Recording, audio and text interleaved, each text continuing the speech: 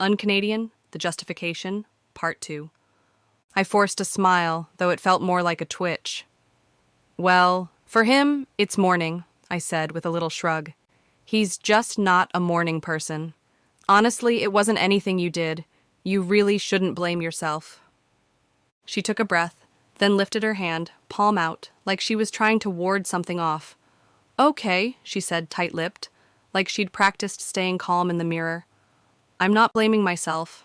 I know I wasn't at fault. I hold myself to a high standard, 90%, even on my worst days. I followed the same procedure I use with every couple who walks through that door. No difference. I did everything right. Her voice wavered just a bit. But your husband's outburst, that made me question whether any of it mattered, whether anything I said could possibly be enough, and that's unfair. It's not right to make me feel like I failed just for doing my job. I nodded quickly, almost too quickly. I tried to smile, to reassure her, but the more I thought about it, the less sure I felt. I understood exactly what she meant, how someone else's emotions could throw everything off balance. I knew who she was talking about. That was James. That was just how he was. What was the problem now? I gave her a small, more genuine smile, trying to ease the tension. Exactly, that's what I said. He was Mr. Grumpy, remember? I added, trying to keep the mood light, though deep down I knew we were past that point. I clung to the smile anyway, as if it could somehow take us back to how things were yesterday. It stretched across my face, but didn't quite reach my eyes. But something in her face changed. She snapped, just for a second. All that cheeriness from yesterday evaporated. No, she said sharp. His behavior was not being grumpy.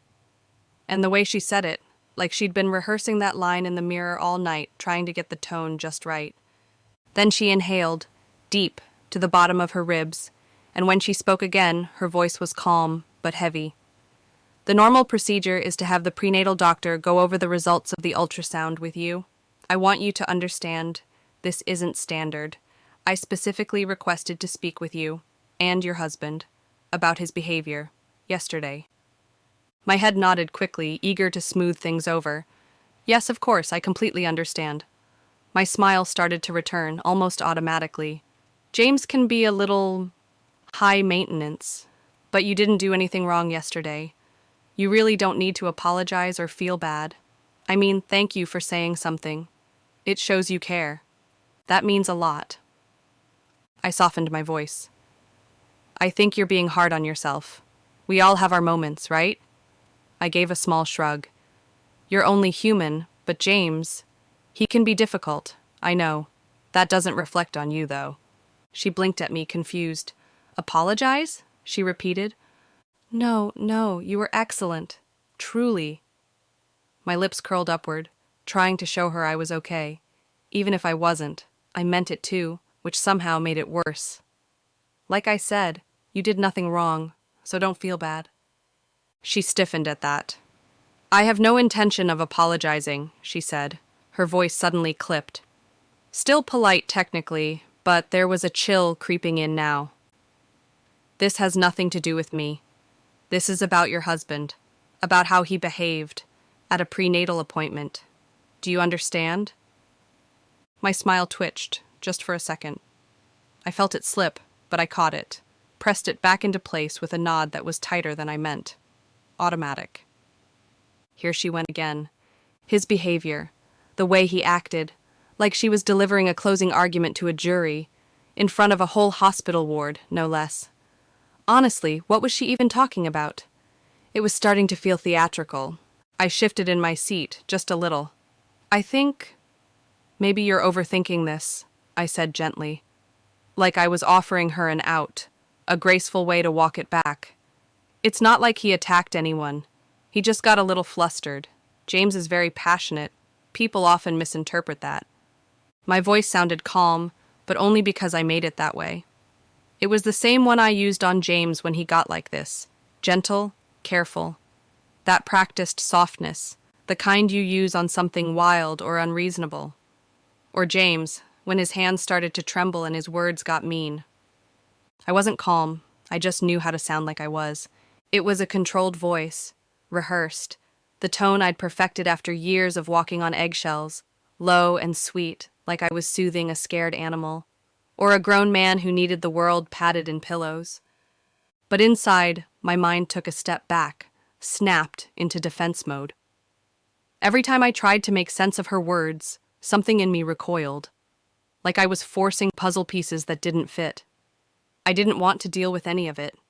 This one tech, with her trembling hands and her too perfect delivery, like she'd spent all night practicing in front of her bathroom mirror, mouthing every line until she got the tremor in her voice just right. I'd seen this kind of performance before. James did it all the time. Emotional theater, like it was currency. This felt no different. I mean, he wasn't at his best, sure. I can admit that. We all have off days, don't we? I almost said, especially geniuses, but I caught myself just in time. No sense in fanning the flames. Yes, of course. My husband has these moments, little tantrums now and then. He's very passionate. He speaks his mind, even when it's maybe not the right time. I nodded, trying to make it sound normal, like it wasn't a big deal. Like I said, he can be opinionated, a little cranky sometimes. But yesterday, that really wasn't his fault. I folded my hands in my lap. I don't know why I did that. It made me feel like I was on trial. Like if I held myself still enough, I might be forgiven. Please don't blame him, I said quietly. Yesterday was my fault. I pushed him. I rushed him out the door, and he hates that. He was still at the piano when I told him we had to leave. And when he's playing, it's like the world disappears for him. He doesn't eat. He doesn't hear me. Time just evaporates. I hesitated, just for a beat, and then I said it. I snapped at him. I raised my voice. He hates that, but I did it anyway. I just wanted us to be on time. I didn't want to be late, didn't want anyone waiting. It mattered to me, but I should have known better. He's very sensitive. Very delicate. I glanced at her, trying to make her understand. And you couldn't have known that. You did nothing wrong. If I'd had the chance, I would have given you some tips about how to talk to him, how to keep him calm. I smiled, though it felt too stiff, too forced to be convincing. I've been smiling way too much in this conversation, like there's some unspoken rule that says I have to, even though no one in their right mind would smile right now. You really did your best. And don't worry, he probably won't fire you. He says things sometimes, harsh things, but he always calms down. Eventually. It just takes a little time. Yesterday, it took a few hours. But he settled. I leaned in a bit, lowered my voice like I was letting her in on something. It was the timing, that's all. If the appointment had been later in the day, afternoons are better for him, he's more grounded then. Or if it had been quieter, like right now, no distractions, no audience. My eyes drifted to the door. It's better when there's no one else around. That's when she cut in, firm, unsmiling. This isn't a regular check-in. This is a special meeting, because your husband upset an entire hospital floor. Mothers-to-be aren't supposed to face unnecessary stress. I can't let that happen again. He didn't upset a whole hospital floor, I said. I let out a laugh, small, awkward, too thin for the air it landed in. It sounded off, like a punchline no one had set up. That has to be an exaggeration? I shook my head like I could shake the idea right out of the room. An entire floor? No, that wasn't real. That couldn't be real. If it were, someone would have told me. I would have noticed, right? There would have been a code called, or security, or something. Not this quiet, awkward follow-up the next day. A whole ward? That's what she was saying now? That James had somehow disrupted an entire floor of trained professionals? I glanced around the room, through the glass, into the hallway beyond, the steady hum of motion, nurses moving with purpose. A man rubbing his partner's back as she shifted uncomfortably in a waiting chair. A doctor walking fast, coffee in hand. This place was busy, complicated, controlled chaos, sure, but it worked. An entire ward grinding to a halt because of James? If it had really been that bad, someone would have stepped in. A nurse, security, someone. That was ridiculous. But even as I rejected it, out loud, in my mind, everywhere, the tech was somewhere else entirely. She wasn't with me. She was back in yesterday, rerunning the scene like it had just happened, like it hadn't even cooled. Her face twisted suddenly, and she rolled her eyes, not at me, but at the memory. Then she yanked a whole wad of tissues from the box, fast and clumsy. Her hand trembled as she pressed them to her already wet eyes. It stopped me cold. I didn't say anything else. I couldn't. Not because I agreed with her, but because I saw what she saw when she looked at me. I could feel it, crawling under my skin. She thought I was the one who needed saving. She thought I was the victim, and she couldn't have been more wrong. Your husband was aggressive the entire time, she said, voice clipped, no warmth left. I tried to be kind. I thought, once he saw the miracle growing inside of you, he'd soften. But instead, he turned on me, verbally assaulted me while I was doing my job. Then he grabbed your arm and pulled you out of the baby ward. That isn't a tantrum. That's not someone having a bad day. That's not normal. I just kept nodding, not agreeing, but trying to calm her, trying to smooth the static in the air, trying to spread my version of the story like a balm. It all seemed so clear to me. No, it hadn't been ideal, but it hadn't been what she was saying. That word, abuse, was too big, too sharp. I couldn't let it take root. Does he speak to you like that often? She asked. I hesitated. I heard the question clearly, but answering it would mean opening a door I'd worked very hard to keep shut. So instead, I gave her the truth I could live with. My husband isn't evil, I said, maybe a little too quickly. He's misunderstood. He's sensitive. I exhaled, slowly. There was a pressure building in my chest, a kind of squeeze that made it hard to sit still. He's a musical genius, I explained softly. People misunderstand him all the time. He thinks differently, feels deeper. He's very tuned in, emotionally. Sure, he raises his voice sometimes, but that's only because of how he experiences the world. It's a lot for someone like him. She didn't get it. I could see it on her face. She wasn't seeing what I saw. This was the price of greatness, wasn't it? People didn't understand the cost of genius, how it twists and turns and flares, how hard it is to live beside it. But I did. I understood. That had to count for something. But she didn't even flinch. No, she said, shaking her head like she was brushing away a fly. I disagree with you. Your husband is the devil.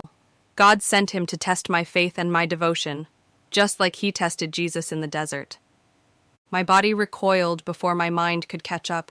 Not visibly, not dramatically, but inside, something flinched hard. Devil. That word felt like a slap, like a trapdoor springing open beneath me. It was too much, too sharp, too close to something I couldn't afford to look at. If I let that in, even for a second, what else would I have to see? She leaned in slightly, voice tightening with conviction.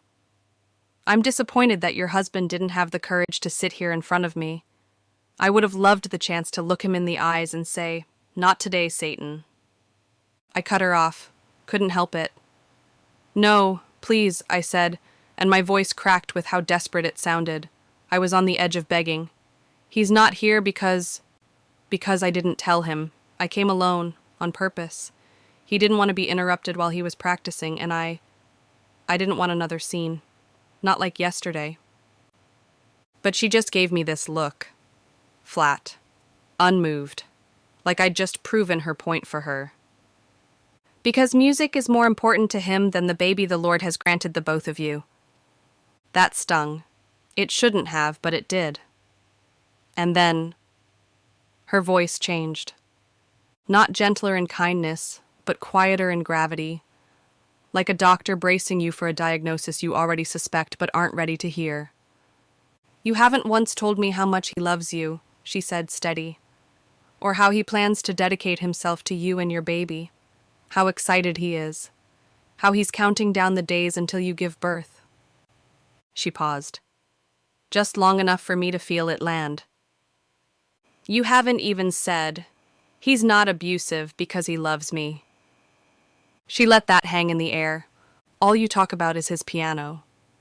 I opened my mouth, then closed it again. Being dedicated to his art, I started, isn't abusive. It isn't. My voice came out small, weak. Please stop, she said sharply, standing now. I'm trying to do my job. I wanted to tell her the truth. His talent is eternal, I nearly said. His music will outlive us all. Long after she's gone, long after this baby is grown and I am dust, James's compositions will still be echoing through concert halls, through headphones, through the fingers of children learning to play. But I didn't say any of that. Her tone, tight with righteousness, wrapped around my throat, silenced me. She wasn't going to change her mind. I saw that now. And maybe that's what made this whole thing feel so heavy, so impossible. Some people will never see the truth. And that's why I have to be strong. For James. For what he's building. For what only I understand.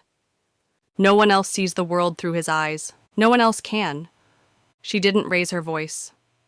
That's what struck me first. No harshness, no accusation, just conviction. Like someone giving bad news with a steady hand. She said, "A person may claim not to believe in God, but that doesn't disprove his existence. He can still work through someone like you. You can still be a part of the good he spreads throughout the world." There was a stillness in her then. Her eyes didn't blink, soft but solid, like she was about to quote something carved into stone. "I have a scripture that defines who I am," she said. "The Lord has appointed me as a voice of his good word. He has sent me to heal the broken, to free those held captive in darkness." I didn't say anything. I couldn't. It felt like a courtroom, and she had just opened the Bible to swear in her own soul. Then came the cut.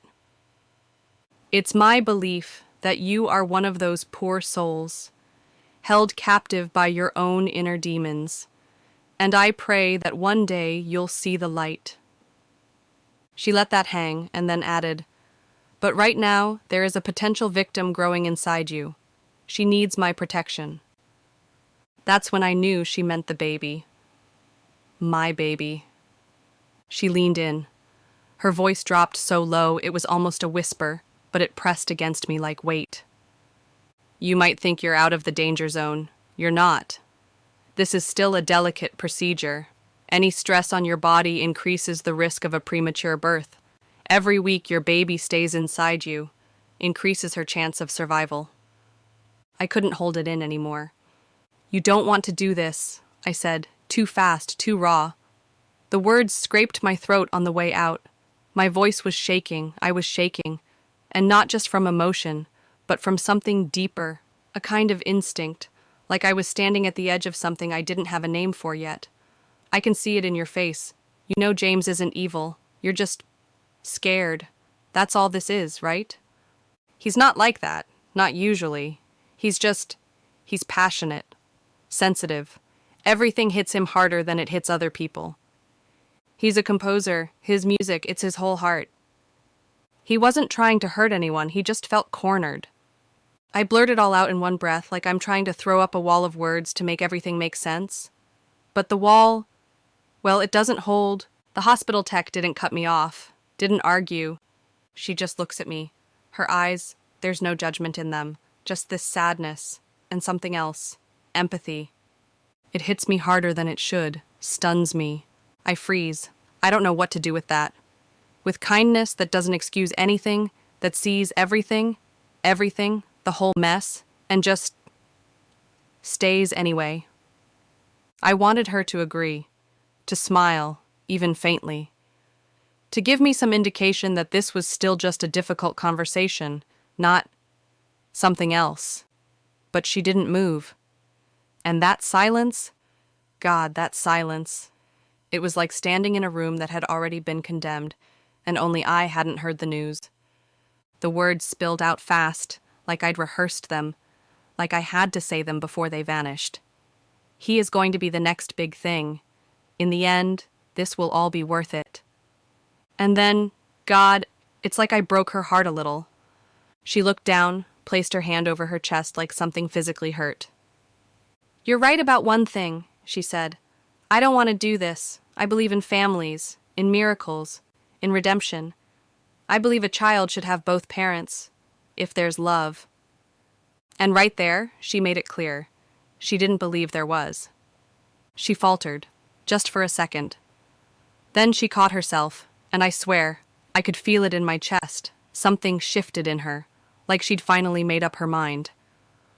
"But I also believe in doing what's right," she said, calm as anything.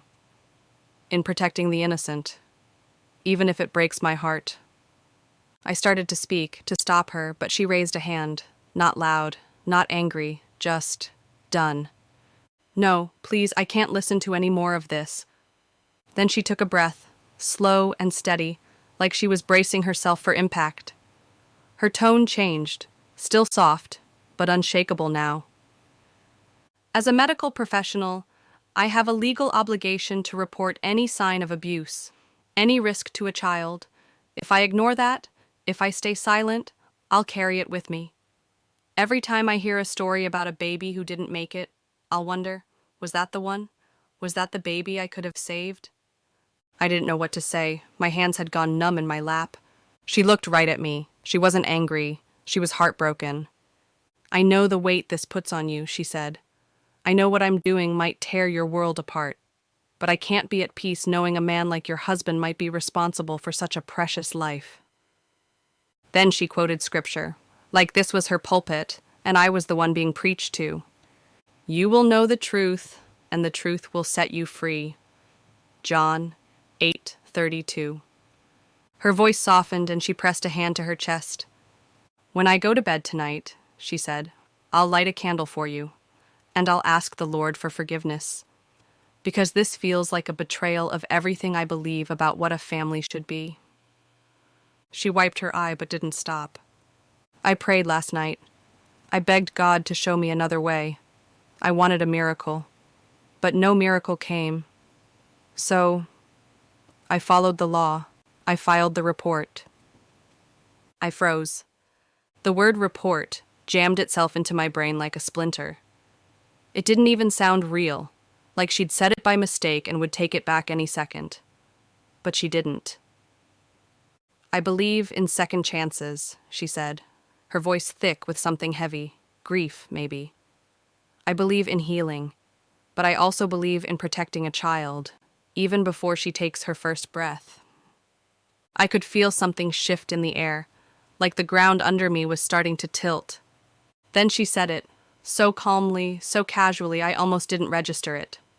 "I've asked someone to join us. She works with Children's Aid, just to talk, to explain what comes next." She spoke with this eerie calm, like she wasn't dismantling someone's life, my life, but just delivering a message, like none of it was personal, just fate unfolding, as if the ending had already been written, and I was just the cautionary tale. And maybe it wasn't, not to her, but to me. Everything was on the line. James wasn't evil. He was brilliant, complicated. People didn't understand him the way I did. There was a reason he was the way he was. What did she expect me to do? Ask him to give up music? That would be like asking a bird not to fly. She didn't get it. Of course she didn't. People like her don't fall for brilliance. They fall for comfort, predictability. Still, what cut deepest wasn't what she said, but how calm she was when she said it. Like the story had already been written, and I was just the warning at the end. But I couldn't give up. Not yet. I blinked hard, trying to focus, but her words kept echoing. "You haven't once said he loves you, but he did. He had to, didn't he?" The tech lifted her head and looked toward the door. I followed her gaze without thinking, and for half a second I swear I saw him, James, standing right there. His eyes were wide, wounded, like I'd just plunged a knife into his chest. My heart clenched. Was I betraying him? Every word I spoke in that room, every look, every silence, it was for him, for us. I loved him. I believed in him. I was the only one who truly saw what he was. That kind of genius, real genius. It doesn't come polished. It comes raw, difficult. This was our fight, and I was still fighting. I had to. I blinked hard, wiped my eyes, tried to focus again. But when I looked back, it wasn't James at all. It was you, sitting there quietly, listening to my thoughts. Or maybe not listening, maybe judging. Are you with me? Are you here to understand, or to tear me apart like everyone else? The guilt surged up in my throat, thick and hot. They wanted me to turn on him, to say something that would damn him, to call what he does abuse. But they didn't know him, not the way I did. I'm the only one who ever truly saw him. The world doesn't deserve someone like James. But maybe if I just explained it the right way, you'd start to see. Maybe you'd understand what greatness looks like, up close. He was on the verge. I could feel it. Any second now, any second they'd discover him. And he'd shine so brightly, all this noise would disappear. You see that too, don't you? My thoughts were racing, tumbling over each other. I needed you to stay. I needed to keep talking. You have to hear the whole story. Because what comes next? Even I couldn't believe it. Everything started to blur. I couldn't tell where I stopped, and he began. What was real? What was imagined? It didn't matter. Are you still there? Are you real? Or are you just another voice in my head?